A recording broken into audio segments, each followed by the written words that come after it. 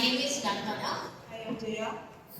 మేము ఈరోజు gender equality among అడోలసెంట్స్ పైన సమానత్వం సాధికారత అనే అంశంపై స్టిక్ పప్పెట్స్ చేయబోతున్నాం.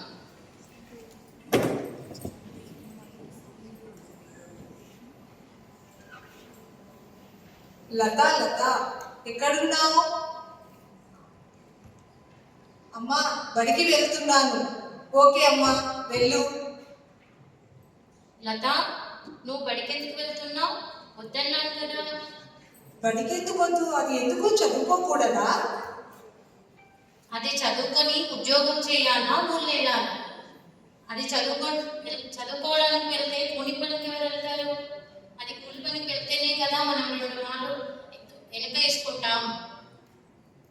కూలి పని కాదు నాన్న, నేను బాగా చదువుకుంటాను. అవును నాన్న, అక్కని చదువుకోనివ్వు.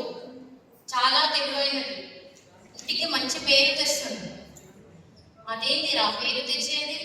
మగపిల్లాడివి, నువ్వు చదువుకొని ఇంటికి మంచి పేరు తీసుకునిరా. ఇద్దరిని చదివించే స్తోమత నాకు లేదు నాన్న.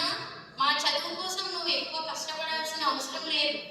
ప్రభుత్వమే బాలబాలికల చదువు కోసం ఎన్నో సదుపాయాలు కల్పిస్తుంది. ఉచిత పాఠ్య పుస్తకాలు, నోట్ పుస్తకాలతో పాటు మధ్యాహ్న భోజనంలో పోషకాహారం, కంప్యూటర్ విద్య లాంటివి అందిస్తుంది. అయినా సరే అక్కను బడికి పంపేదే లేదు. లెక్కాడితే కానీ లొక్కాడని బతుకులు మనవి. అన్నయ్య రవి వెళ్తున్నాడు కదా, నేనెందుకు చదువుకోకూడదు నాన్న? నేను ఆడపిల్లనన్నా, నన్ను బడికి పంపనంటున్నావు? అవును, మగపిల్లాడివి, నువ్వు చదువుకో. నాకు తెలిసి మా కాలంలో కూడా ఆడవాళ్ళు చదివినట్టు ఎవరూ లేరు. లేదు నాన్న, మా పాఠ్య పుస్తకాల్లో సరోజినీ నాయుడు, సావిత్రిబాయి ఫులే వంటి వాళ్ళు మహిళల చదువు కోసం ఎంతో కృషి చేశారు. వాళ్ళు చదువుకొని మన దేశానికి ఎంతో మంచి పేరు తెచ్చారు. అందుకేనా ఇంటికి దీపం ఇల్లాలు అని అంటారు. అవును, చక్కగా చెప్పావు అక్క.